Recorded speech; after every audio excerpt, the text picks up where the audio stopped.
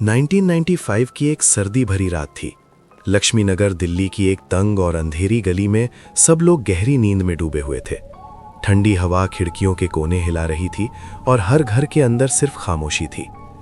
लेकिन उस रात एक ऐसी चीख ने उस खामोशी को चीर दिया जो आज तक उस मोहल्ला के कानों में गूंजती है। सुबह होने तक योगेश कुमार और उनका पूरा परिवार जलकर खाक हो चुका था। सिर्फ धुआं, जली हुई दीवारें और हवा में फैली हुई जलने की बू बाकी रह गई थी।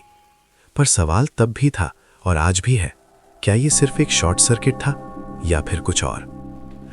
योगेश कुमार एक आम नौकरी करने वाले इंसान थे, सीधे साधे, शरीफ, अपने परिवार से प्यार करने वाले।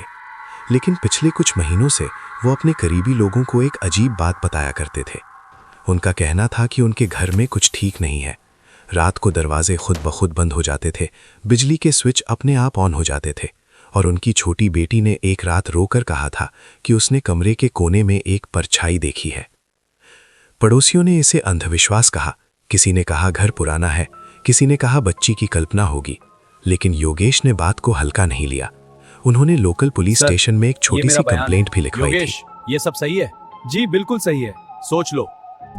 शायद उन्हें डर था या शायद उन्हें अंदेशा था कि कुछ होने वाला है। फिर आई 17 दिसंबर 1995 की रात, लगभग 2 बजे। अचानक घर के अंदर से आग भड़क उठी, इतनी तेज, इतनी भयानक कि लोग समझ ही नहीं पाए क्या हो रहा है। फायर ब्रिगेड के रिकॉर्ड के मुताबिक पूरा मकान सिर्फ 20 मिनट में जल गया।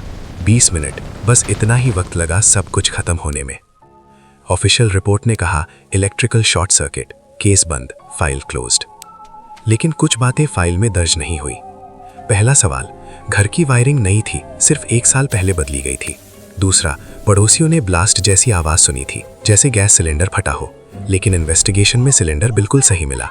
तीसरा, योगेश के एक दोस्त ने बताया कि 2 दिन पहले योगेश ने उससे कहा था, अगर मुझे कुछ हो गया तो सच ढूंढना। पुलिस ने केस को एक्सीडेंटल फायर बताकर बंद कर दिया। कोई फोरेंसिक डिटेल पब्लिक नहीं हुई, कोई इंडिपेंडेंट प्रोब नहीं हुई। कॉलोनी में अफवाह फैली कि घर के नीचे इल्लीगल इलेक्ट्रिक कनेक्शन था, लेकिन उसकी भी कभी तस्दीक नहीं हुई। और सबसे डराने वाली बात यह है, अगर ये शॉर्ट सर्किट नहीं था तो फिर क्या था? क्या किसी ने वार्निंग साइंस इग्नोर किए? क्या किसी ने सेफ्टी रिपोर्ट दबा दी? या फिर सच में कुछ ऐसा था जो समझ से परे है? आज 30 साल बाद भी लक्ष्मीनगर की उस गली से गुजरते वक्त लोग धीरे चलने लगते हैं। कुछ लोग आंखों से बचकर उस घर की तरफ देखते हैं, जैसे दीवारें अब भी कुछ कहना चाहती हों। क्योंकि कभी कभी सच आग से ज्यादा खौफनाक होता है, और जब सच को दबा दिया जाए तो उसकी चिंगारी कभी बुझती नहीं।